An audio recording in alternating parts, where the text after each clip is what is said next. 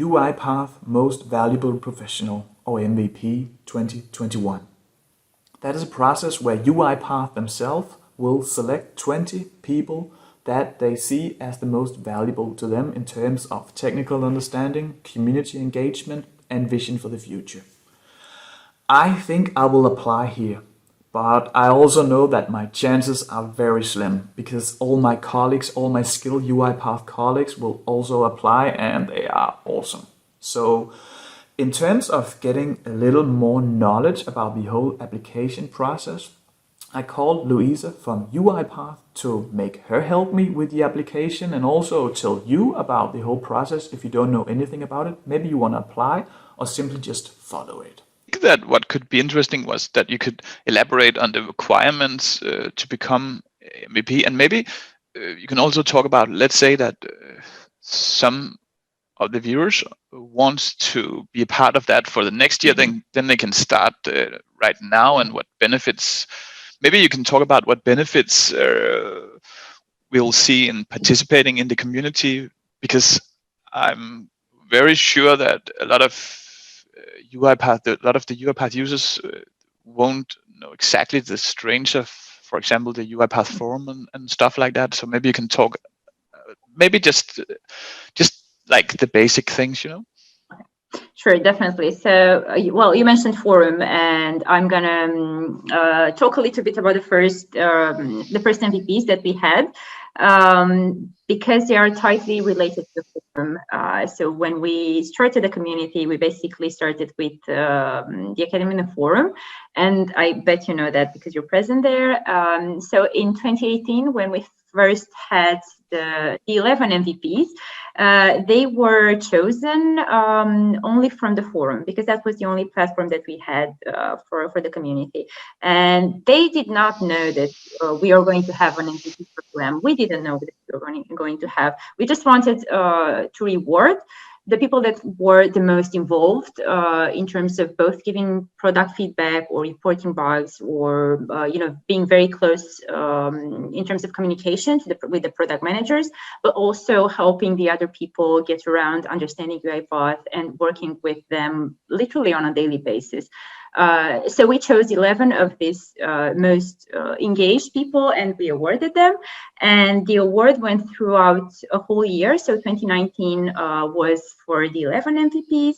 And also in 2019, a lot of things happened. We had an accelerated growth, not only as a company, but as a community and as platforms that we had dedicated for the community.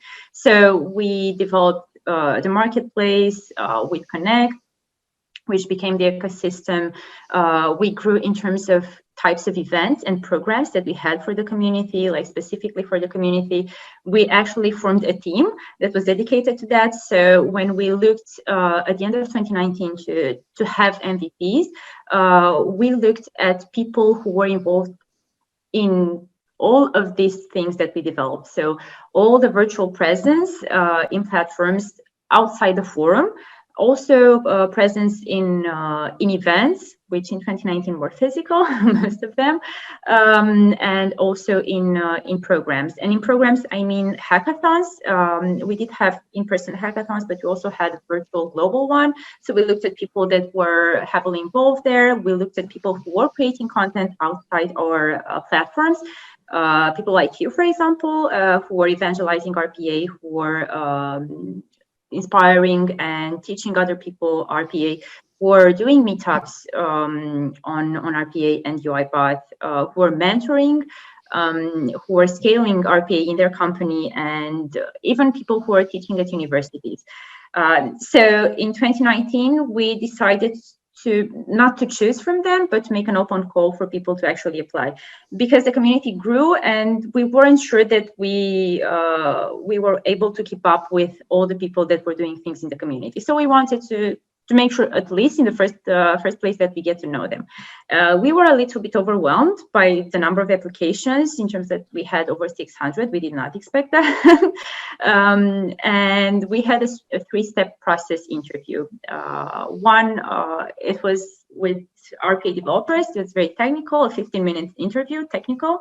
Then we had with each community manager from the region to understand a little bit about the values of the person, the vision, what is it that they want to do with RPA and what they want to do as MVPs. And after that, we had a final round of interviews, like roundtable interviews, very technical, but oriented towards innovation and overview of the product with one of the co-founders of the company. So out of 600, we actually chose 20 and we renewed 3 of them from 2019 because they wanted to be MVPs again. We renewed them, but they did go through the interviews just like the others. And we got the 20 MVPs that we have now. In terms of criteria, what we have this year, it's basically the same as last year in terms that we're looking at people with experience of over 2 years in UiPath RPA. So definitely we want to make sure that from a technical perspective, they are experts and they do understand the depth of the product, because there are 2 sides of the MVP that are equally important. The first one is being in touch with the product, and that means being constantly engaged with the product team, product leadership, being able to have conversations, to provide feedback, to come up with ideas of how to innovate the product. And the other side is the community one, where we're looking at them to help us bring more people into RPA, bring more content, add more value, maybe be involved in social causes and other type of programs that might get overlooked. So these are the 2 main pillars that we're looking for. Attached to this come, as I said, like the 2 years experience. And then, of course, we ask about the projects that they had. So we're looking at types of projects they've been involved. We're also looking if they are certified or not. We're looking at their forum presence. For example, we're looking if they submitted something on the marketplace, if they created content, like YouTube articles, LinkedIn posts, literally everything. If they hosted meetups, or if they participated actively in meetups, if they've been present in hackathons, won awards, basically every type of activity that they've done that could be relevant, we're looking into that. So it's not a set number of criteria, say like, oh, you need to have these 5 things. It's rather a magical combination, to put it like this. And I think the final touch of it, it's the desire of that person to, and the availability to actually, for 1 year, be the most inspiring person they can be for in the automation space. So yeah, that's pretty much it in terms of criteria, to put it like this. When you talk about like for a whole year, you look for if that person accomplishes all of the criteria, or at least you weight them and compare them to each other. Will that make some obligations to that person for the coming year? Like, because a person is MVP for the next year, so will you expect something of that person for the next year?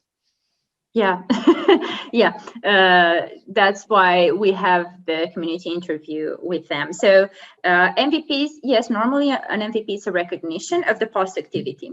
However, the idea of us choosing a small number of MVPs is because we want to make sure that we offer them an experience that is unique, that we cannot offer if there are like thousands of people, because we are a very small team and we are humans after all.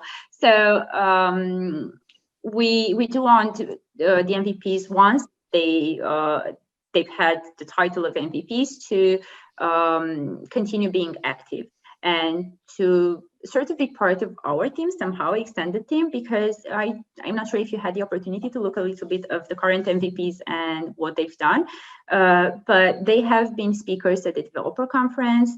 They host meetups. They are speakers in other meetups. One of them created a podcast.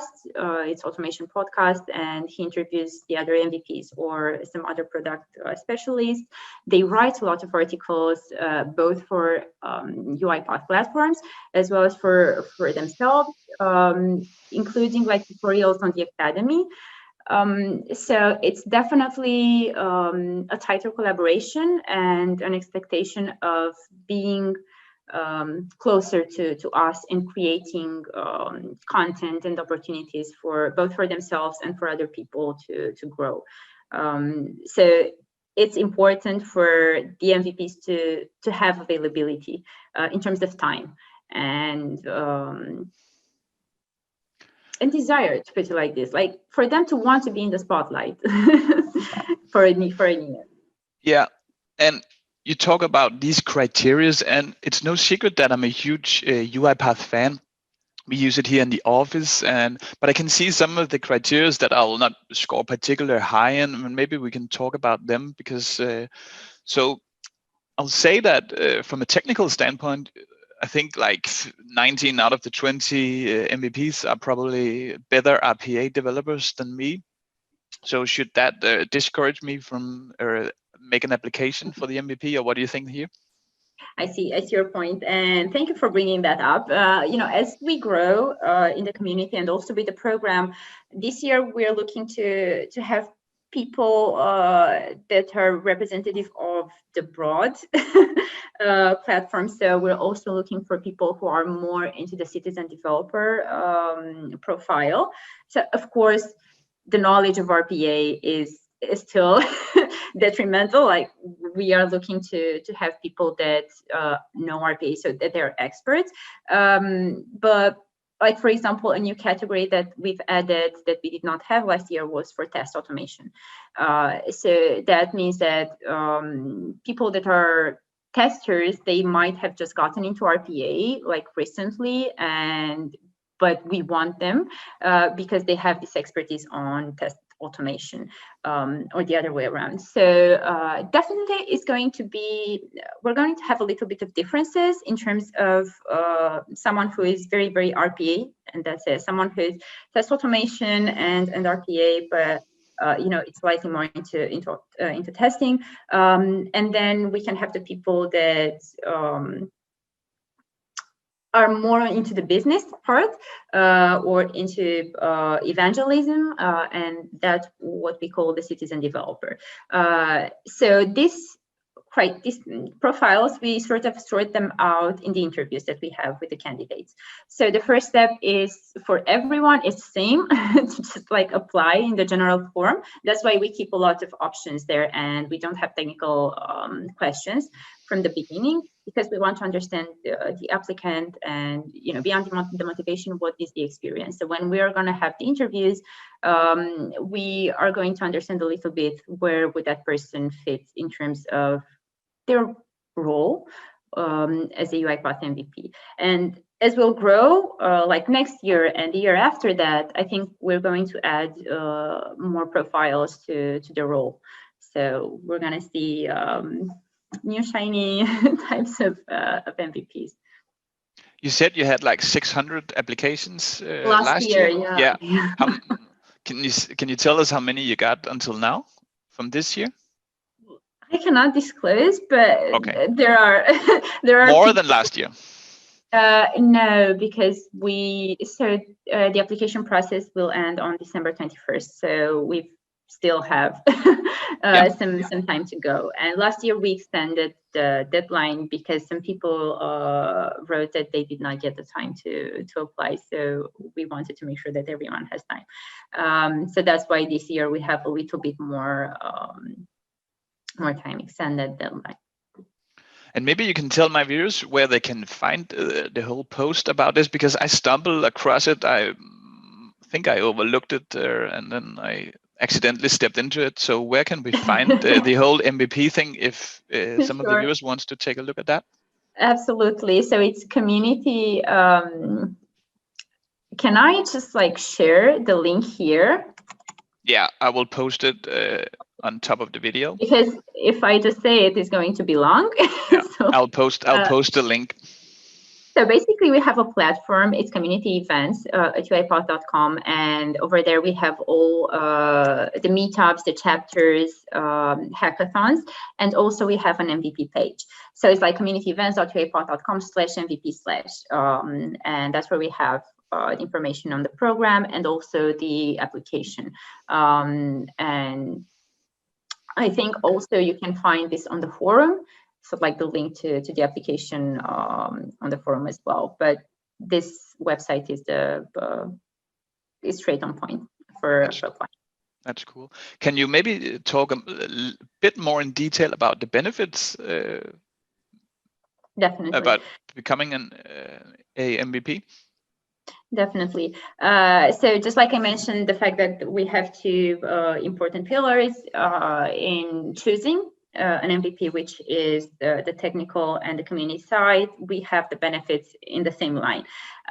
So when it comes to the technical side, we know that the MVPs are, first of all, they are professionals. So they are looking for constantly growing their skills, improving their skills, working on projects that are higher than what they normally do, learning what's new before anyone else, having the opportunity to speak to people that they would not get access to in the first place, or getting to test things that they wouldn't have the opportunity otherwise.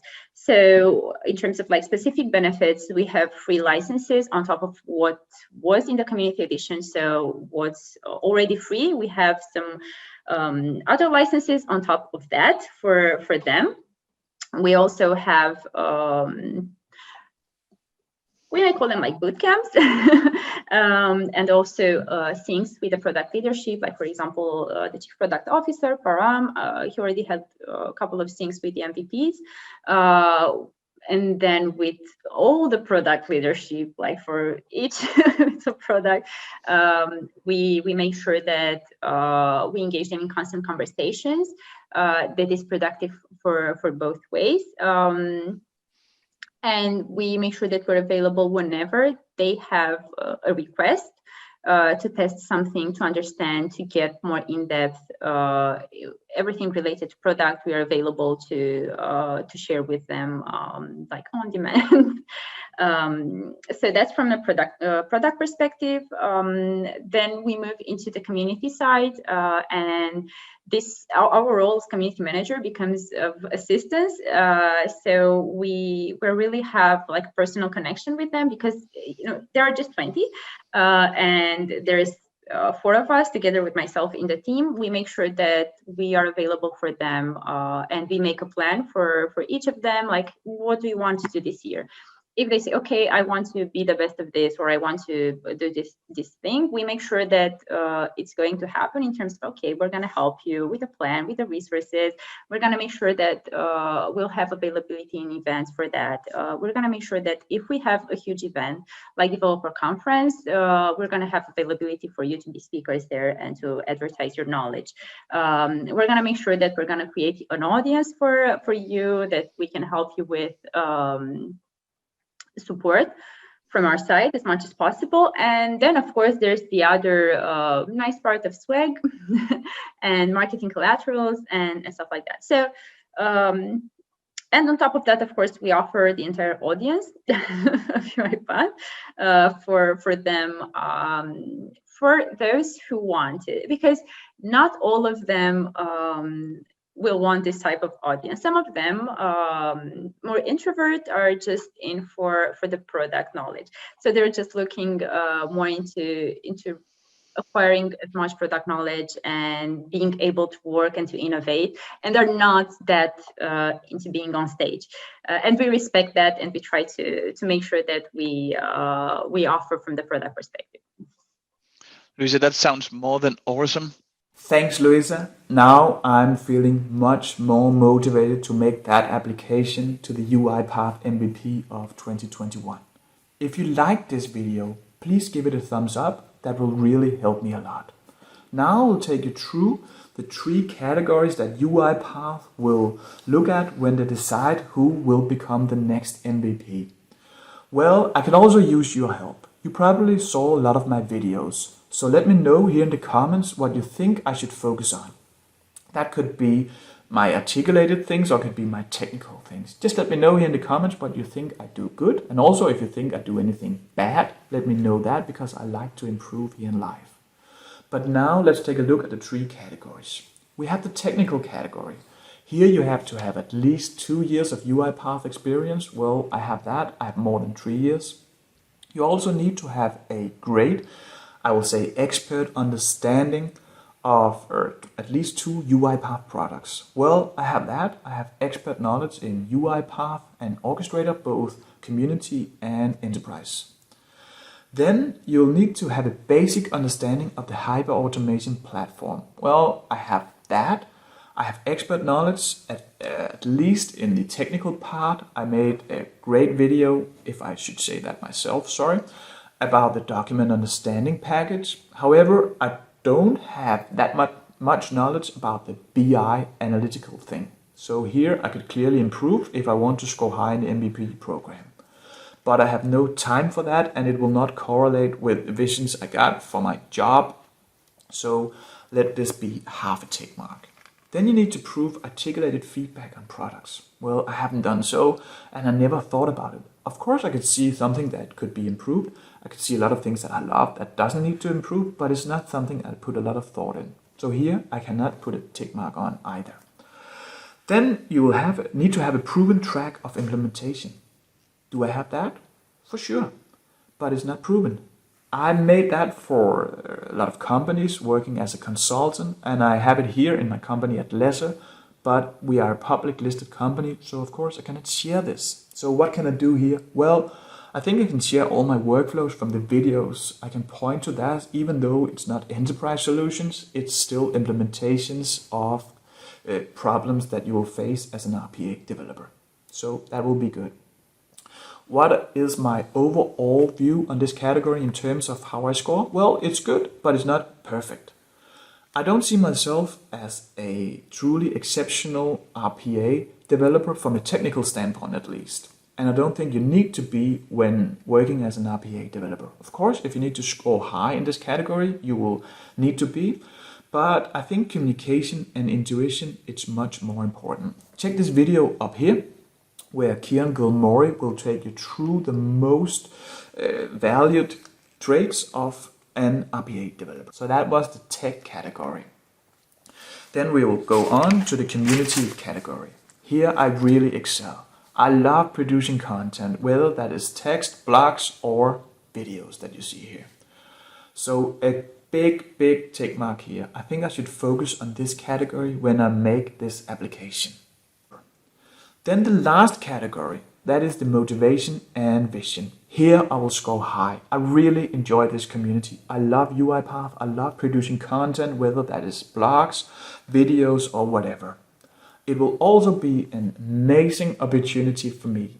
I'll get to know people that I don't, who can inspire me with UiPath.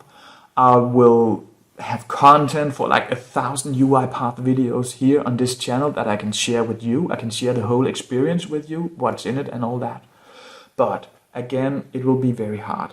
We are a lot of skilled UiPath RPA developers in the community, and I don't see myself at the top of this. So, but I will make the applications and I will learn a lot from it. I will go through the interviews, that is online at least, but it will prepare me maybe for the next year if I'm not lucky to get selected this year. Let me here share with you why I love this community. Take this use case over here with Pat Doshi, an expert community member who share a nice use case with me. You can also check my UiPath beginners tutorial over here if you need the best guide from starting from scratch. Have a good day.